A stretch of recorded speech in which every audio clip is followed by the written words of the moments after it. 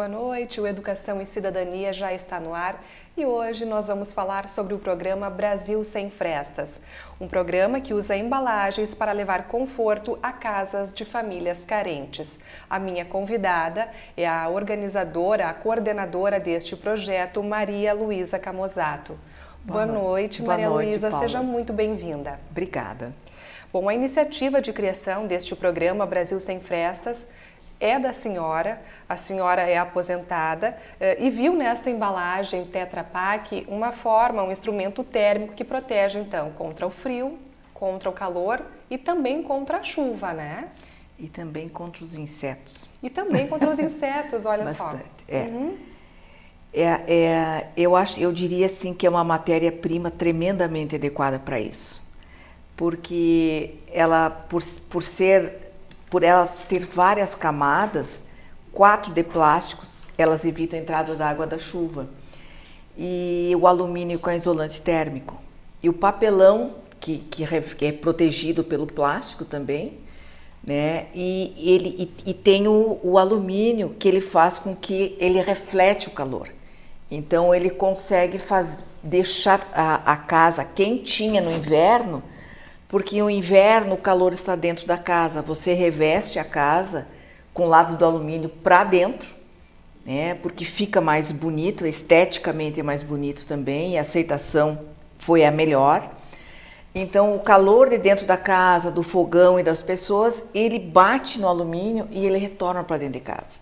Então a casa fica quentinha. Uhum. E no inverno é o contrário, o calor está fora de casa. Então, o calor do sol vem, bate na parede que está na madeira, da madeira passa para a embalagem Tetra Pak, encontra o alumínio e retorna para fora.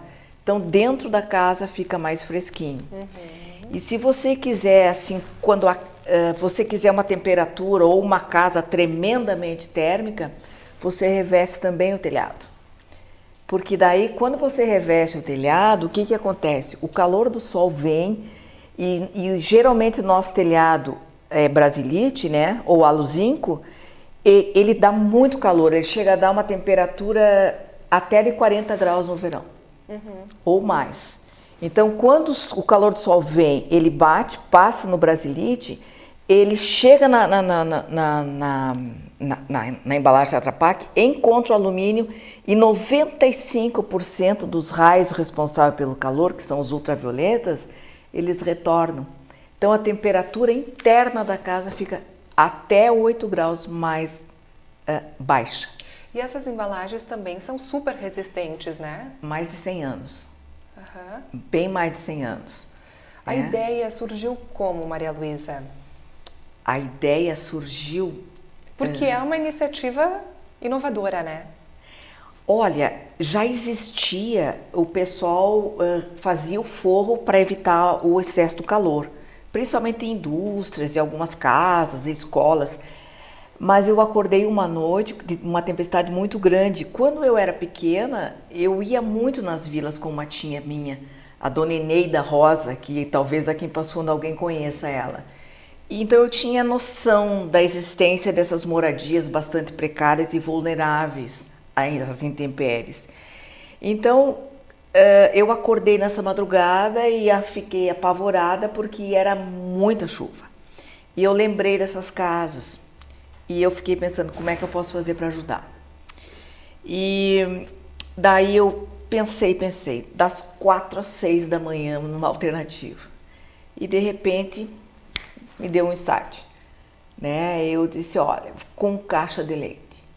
E daí eu achei, na realidade, um revestimento para as paredes, porque as frestas, tem casas que as frestas são muito grandes. Tem depoimentos de crianças que dizem assim, na minha casa, quando estava chovendo, na minha cama, eu acordava e as minhas cobertas estavam todas molhadas. Né? Então a gente revestia toda a casa, né? Para evitar a entrada da água da chuva, o vento. Temos um depoimento em Curitiba de um rapaz, que nós fomos em Curitiba, porque lá nós temos um grupo também atuando. A ideia foi indo para vários lugares, né? Várias cidades já estão adotando e em Curitiba tá bem firme já. E o rapaz que recebeu o revestimento, ele disse, bah! E quando ele ficou sabendo que eu conversei com ele, que a ideia era minha, disse assim, mas meus parabéns para a senhora. Essa ideia tem que espalhar para o mundo inteiro, né? Porque realmente, assim, você não tem gasto nenhum e você tem conforto. Até você ter condições de melhorar a tua vida, poder reformar a tua casa, você economiza para no futuro você poder reformar. Agora, você não precisa tirar as embalagens, você deixa ali. Você pode revestir com o material que você quer, porque a tua casa já está térmica. Sim. E vai permanecer térmica. E ela tem, a gente pode dizer que essa ideia tem 2 objetivos. O primeiro é exatamente melhorar a qualidade de vida das pessoas e o segundo, como a senhora disse, não tem custo. E outra, ajuda, melhora, contribui com o meio ambiente, porque era uma embalagem que iria ser jogada no lixo, queria ser desperdiçada e assim ela está sendo reciclada, ela está sendo reaproveitada. Reaproveitada. Inclusive, nós temos já um cálculo, nós já conseguimos reciclar mais de 8 toneladas de embalagens de Tetra Pak. Bastante coisa. Bastante coisa. E assim, as embalagens que de repente vêm mal cortadas ou mal limpas, cheirosas, que trazem contaminação, nós separamos e mandamos para uma recicladora em Erechim.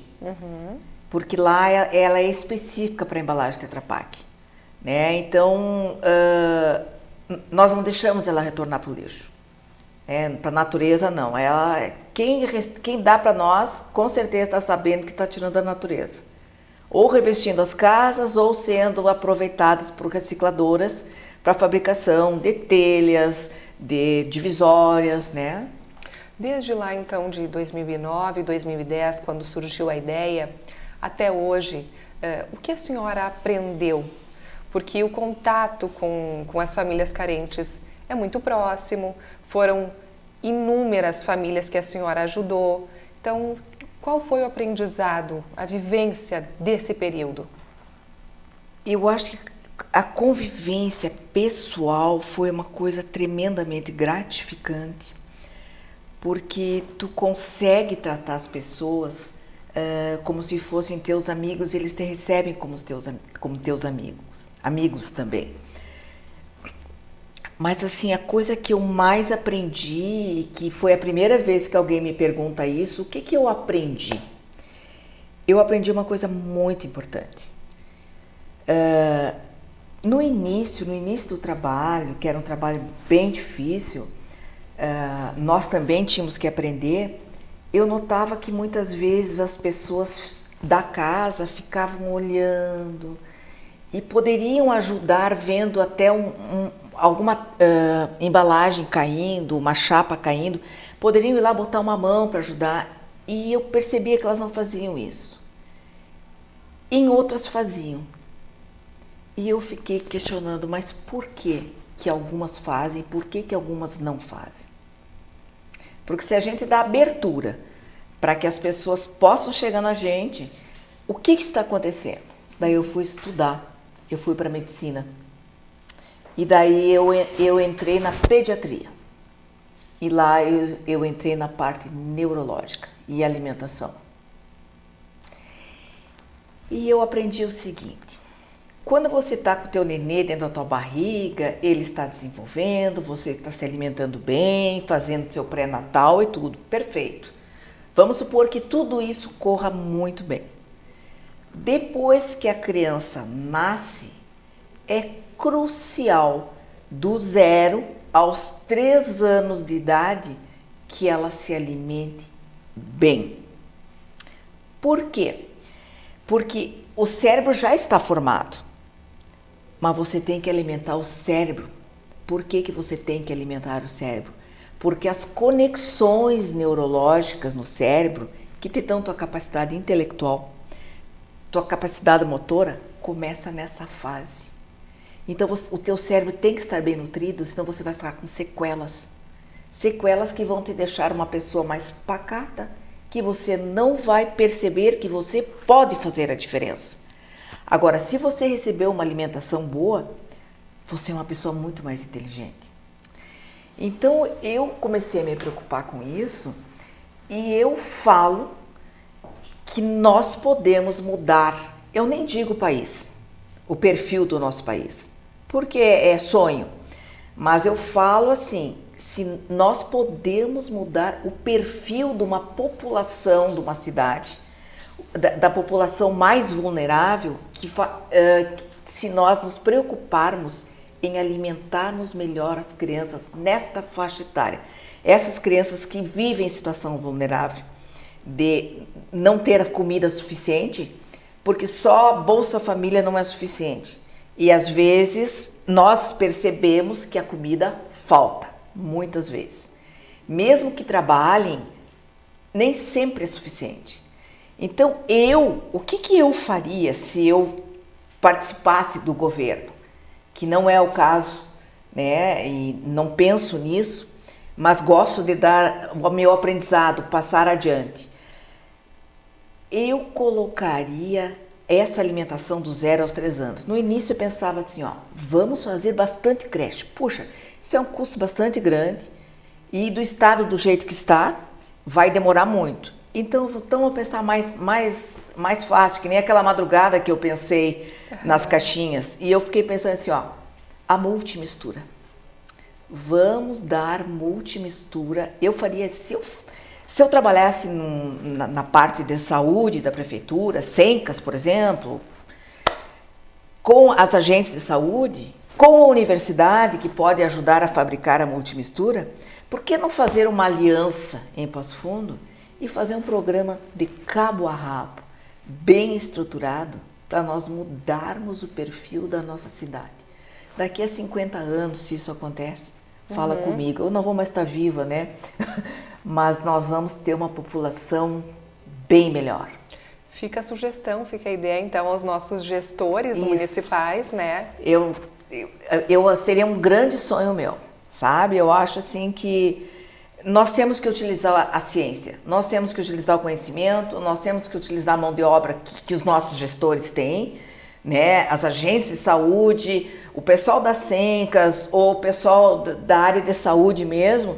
Eu acho que a gente tem que se unir, utilizar o conhecimento da universidade, porque todo mundo pode mudar uma cidade. E Passo Fundo pode ser um polo, pode ser um exemplo para o Brasil, por que não? Com certeza.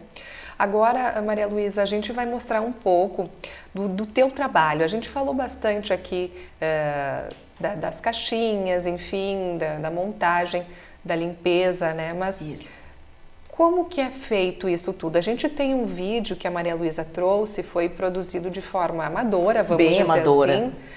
Mas é só para ilustrar e para que vocês que estão assistindo Educação e Cidadania de hoje possam ter ideia, possam ter uma noção de como é então esse trabalho. Vamos ver só. Dobro também.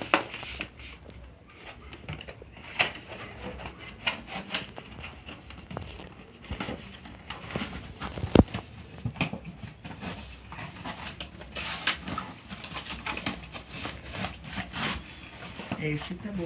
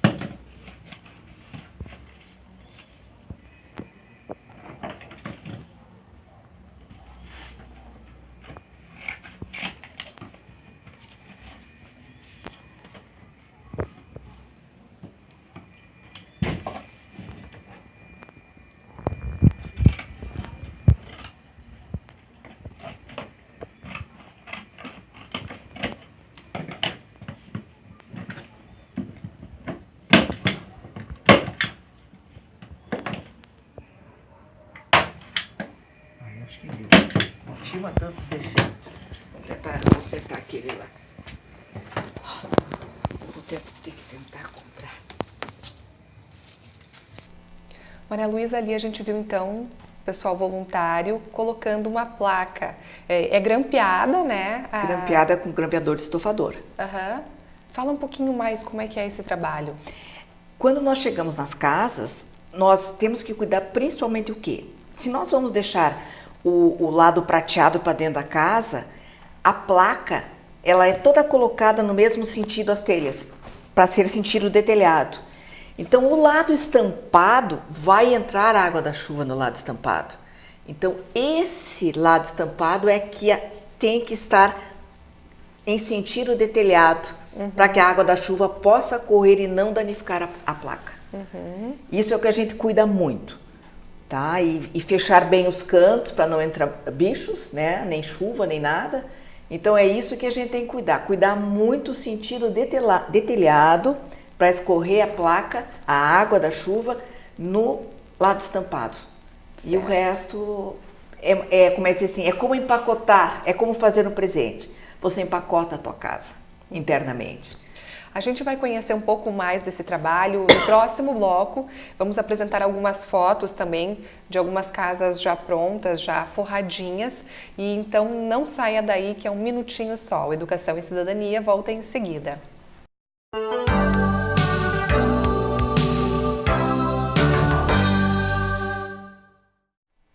O programa Educação e Cidadania está de volta e nesta noite a minha convidada é a coordenadora do Brasil Sem Frestas, Maria Luísa Camozzato. No bloco anterior a gente conheceu um pouquinho do programa, idealizado por ela mesma, e também falamos de como surgiu a ideia, do que foi aprendido ao longo desses 10 anos, né? 7 anos. 7 anos. E agora, Maria Luísa, uma dúvida que me surgiu foi... quantas casas ao longo desse tempo foram forradas, foram isoladas termicamente? Nós, aqui em Passo Fundo, nós já isolamos 171 casas. Bastante coisa, Bastante. Né? E essas casas, elas ficam geralmente em ocupações, na bastante, periferia? Muitas em ocupações e bastante nas periferias também. Né? A gente vai onde a situação tá ruim, a gente... Mas de preferência nas legalizadas é melhor. E como que são selecionadas essas residências? O pessoal das SENCAS, as agentes de saúde, nos orientam. E quando a gente chega no bairro, que faz uma casa, o vizinho vê e quer. Então a coisa um fala pro outro, diz que valeu a pena e começa assim. A gente tem algumas fotos também, a Maria Luísa trouxe algumas fotos para nós. Nós vamos rodar essas fotos enquanto a gente conversa um pouquinho. Pode ser, Maria Luísa? Pode ser. Em média, quantas caixinhas são usadas então por casa? Olha, 1.200 chapas por casa. 1.200 caixas por casa. A média, mais ou menos. Olha só, a gente tem aqui então algumas imagens. A primeira delas aqui já foi feita uma parede, né? Nós revestimos a parede com o lado estampado para dentro, para a parede, né? E o prateado para cá. E o nosso cuidado sempre foi... Se você olhar as chapas ali, eu não sei se vocês conseguem enxergar, mas... Todas as caixinhas estão no mesmo sentido de telhado. Então, quando a gente vai colocar na parede, o lado estampado que vai receber a chuva, né? Ele que tem que ficar no sentido das caixinhas em telhado. Aqui tem o pessoal, o professor Érico, da engenharia, e o seu aluno, Gustavo, nos auxiliando a grampear. Né? Então, às vezes, nós temos voluntários que aparecem e momentaneamente doam o seu tempo para a gente. Tá, aí novamente, né, com a escada. Inclusive, a gente tem fotos que vai aparecer logo mais adiante, algumas paredes que foram decoradas, as chapas foram decoradas, a gente faz isso. Aqui é o nosso trabalho, né, a gente separa por tipo de embalagem Tetra Pak. Por exemplo, LG, Italac, e às vezes, mesmo assim, elas são um pouco diferentes. Porque a gente quer ter um padrão de qualidade bem bom para que a pessoa olhe a sua casa e, puxa, essa casa ficou bonita. Então a gente está primando muito pela qualidade. Então a gente já separa, seleciona elas por marca e também por cor quando dá. Uhum. Essa é uma casa que nós fizemos, foi a primeira vez que nós conseguimos entrar na Vila Popular. Ela estava grávida para ganhar o nenê e a gente dá preferência para quando tem mulheres grávidas, justamente para ajudar na saúde da criança. Essa aqui foi uma casa muito legal. Nós revestimos e quando nós retornamos para ver como é que estava e tal, eles colocaram os adesivos na parede, né? Ficou muito legal, dá outro astral. E a gente enfeita também com as vaquinhas em cima das camas das crianças, onde tem criança a gente enfeita. Tem umas que até as mães que são mais instruídas ajudam a contar, a alfabetizar. Olha aqui, ó, aqui a gente colocou flores, isso. ó. Dá outra vida para casa, né? Ela fica limpa e clara, eles gastam menos energia de luz e menos energia também de ventilador ou de aquecedor no inverno. E inclusive no Rio de Janeiro nós temos um pessoal fazendo um teste lá de uma empresa que eu ainda não posso dizer o nome, para poupar energia forrando a casa. E a gente vai até em cima, se tem 8, a gente faz 8, senão a gente leva até em cima e depois tenta fazer o forro. Se a casa é pequena ou pouco ventilada, a gente faz o forro que ela fica... São 5 paredes no verão mandando o calor para fora. E no inverno são 5 paredes concentrando o calor. Sim. Né? Aí, ó, essa aí. A mãe desse menino, ela ajudou a fazer aquela cortininha em cima da janela. A gente ensinou ela e ela pegou valendo. Que isso a gente está tentando fazer hoje. Agora... nós estamos tentando envolver as pessoas da casa para ajudar a fazer. E está valendo muito a pena. Muito a pena porque já conseguimos até pegar uma dessas pessoas para ela liderar no seu bairro, para ver quem quer e ajudar a fazer. E eles fazerem. Então nós também estamos mudando a nossa maneira de atuar perante a comunidade. Joia. Acabaram as fotos então, né? Como tem sido, Maria Luísa, o apoio da comunidade? Porque, como a senhora disse, precisam muitas caixas de leite, né? Para fazer a forração, para isolar cada casa. Mas a comunidade precisa fazer a doação dessas caixinhas e como que ela tem apoiado o programa? A comunidade tem apoiado muito bem. Né? Já está nos entregando as caixas limpinhas para evitar contaminação. Isso ajuda muito o nosso processo de seleção e de corte. Né? Então, assim, ó, da comunidade passofundense eu só tenho a agradecer. Sabe? Eu acho que essa conscientização não é só o social, é o ambiental. Isso é uma coisa que a gente percebe nas palestras que a gente dá nas escolas também. Né? Porque quando nos convidam para ir em algum lugar, nós nunca dissemos não. Porque a nossa ideia é passar a ideia adiante para os jovens, para os escoteiros que estão sempre nos auxiliando também. Então a coisa vai adiante. Faculdades, FASURGs, UPF, tem sempre o nosso apoio porque a ideia é passar adiante essa ideia. Nunca aconteceu então de faltar caixinha? Nunca faltou. No início era horrível, porque logo no início a gente quase não tinha, mas vinha contaminados, a gente lavava, era horrível. Mas, Maria Luísa, quem está assistindo Educação e Cidadania, se interessou, quer ajudar, tem caixinhas, quer começar a separar as caixas, então, tem algum telefone de contato ou aonde que pode levar? Tem. Eu dou meu telefone de contato, porque eu acho importante que às vezes as pessoas também querem ajudar e ser um voluntário. Exatamente. Né? Então, pode ser pelo Facebook do Brasil Sem Frestas, pode ser pelo blog do Brasil Sem Frestas, mas eu dou o meu telefone. É 991 28 33 27, tá? E quem quiser doar as caixas, podem ser doadas de segunda a quarta-feira, na Rua Fagundes dos Reis, número 97, em frente à Autoescola Autotec. Ali nós estamos trabalhando segunda e quarta tarde. Tá? Então pode doar ali. Joia. Os voluntários, então, hoje, quem são? Quem são as pessoas que lhe auxiliam? Porque a senhora pega junto, né? Pego. Bastante. Bastante. Mas quem mais lhe ajuda? Quantas pessoas? Qual é a sua equipe? Olha, a nossa equipe, ela, como é voluntariado, ela varia bastante. Mas vamos dizer assim, ó, nós temos mais ou menos 15 voluntários. Depois do que nós aparecemos no programa da Angélica, Estrelas, começou a aparecer mais voluntários para nos ajudar. Então, eu acredito que a gente deve estar na faixa de uns 25 por aí. O nosso grande problema é assim, ó, a aplicação nas casas.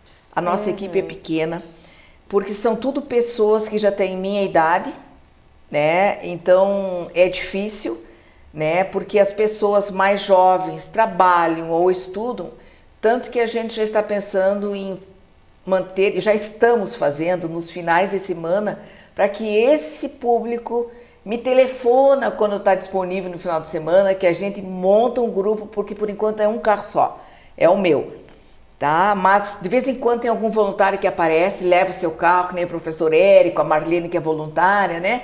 Então começa a aparecer mais gente para ajudar. Então assim, ó, redes sociais para nos procurar, telefone, final de semana o grupo de vocês quer fazer uma casinha, nos liguem, nós ensinamos, é muito fácil, vamos junto. Tá? Então, se tem um grupo de amigos e que resolve fazer uma ação dessas, somos parceiros. Além, então, dos voluntários, contam com auxílio também de outros parceiros, de entidades, né? De outras entidades. O Lions Independente, por exemplo, ele nos ajuda muito na parte da reciclagem, porque essa reciclagem que tem que ir para Erechim, o Lions Independente nos consegue um caminhão e ele que leva para nós. Então nós temos muito que agradecer ao Lions Independente, porque se não fosse isso eu não sei como faríamos, né? Então acho que a comunidade também tem que saber dessa atitude maravilhosa do Lions. E como que é, Maria Luísa, ajudar o próximo? Porque deve fazer um bem muito grande para ti, né? Muito. É difícil explicar, mas você nota que você muda a tua percepção de vida, a tua percepção de dar amor, né? Você se sente mais próximo às pessoas, você consegue distribuir mais amor, receber mais amor. Então, quando você fez uma casinha, chega em casa e dá um frio e você puxa aquela família, hoje está dormindo bem. E você recebe esse retorno dessas pessoas? Sim, recebo. Recebo esse retorno e tem locais que eu chego que eu já sou conhecida como a Dona Maria. Então isso é muito gratificante, sabe? Não tem como explicar. É aquele calorzinho do lado esquerdo do coração. É bem isso que a gente sente. E o futuro do projeto, então? Ai, olha, o futuro do projeto... Nós somos voluntários, né? E eu estou pensando numa maneira de nós, porque nós somos itinerantes como ciganos. Nós ficamos num local porque nós não temos local. Nós ficamos num local quando esse local não pode mais, como agora que nós conseguimos, não sei até quando que nós vamos poder ficar ali na Fagundes. Então eu estou pensando numa maneira de conseguir profissionalizar um pouco mais, de conseguir angariar fundos, para que a gente consiga se manter mais, fazer a coisa ficar maior, sabe? De que maneira nós ainda estamos pensando, porque quando envolve dinheiro tem que ter muito cuidado, né? Então a gente sempre relutou, mas eu acho que o próprio problema da idade da gente, você tem que conseguir gente nova, de que maneira que você vai conseguir, né? Você pode coordenar e tem momentos que você não vai poder ficar coordenando, as pessoas sempre podem ter problemas, né? Então, eu acho que nós temos que conseguir atrair jovens e eu não sei de que maneira que vai ser possível isso. Nós estamos estudando. Deixa mais uma vez, então, o telefone de contato, Maria Luísa, faz favor. Tá, 991 28 33 27.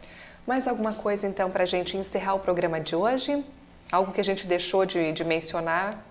Olha, eu acho que o meu agradecimento a todos que nos apoiam, que nos apoiaram até esse momento, saber que o meio da imprensa, né, vocês estão nos ajudando muito a divulgar, então eu tenho que agradecer demais aos meios de comunicação e que peguem sempre junto com a gente vai dar gritos quando a coisa apertar, que às vezes aperta, né? Mas eu acho assim que nós estamos conseguindo indo muito além. Não dá para comparar o que fazíamos antes com o que fizemos hoje. Hoje nós conseguimos entregar uma casa com bem mais qualidade. Hoje nós dissemos, hoje nós vamos fazer uma casa e ela vai ficar bonita. E ela fica bonita, porque nós estamos bem detalhistas, né?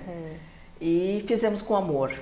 Então, quem quiser participar dessa corrente, dessa energia, nos procure, serão bem-vindos. É isso que eu quero dizer.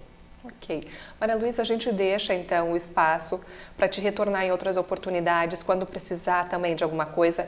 Pode entrar em contato conosco, a gente vai estar também transmitindo aos nossos telespectadores o recado e a gente quer agradecer a tua participação no programa de hoje. E nós que agradecemos, tá? Todos os voluntários do Brasil Sem Frestas estão torcendo que cada vez a coisa vai à frente e é um grupo maravilhoso que se doa bastante, somos muito amigas, então quem vier participar desse grupo vai gostar. Maria Luísa, mais uma vez obrigada e uma ótima noite. Obrigada igualmente. Uma boa noite também a você que acompanhou o Educação e Cidadania de hoje, que falou então sobre o programa Brasil Sem Frestas. Uma boa noite para você e até a próxima semana.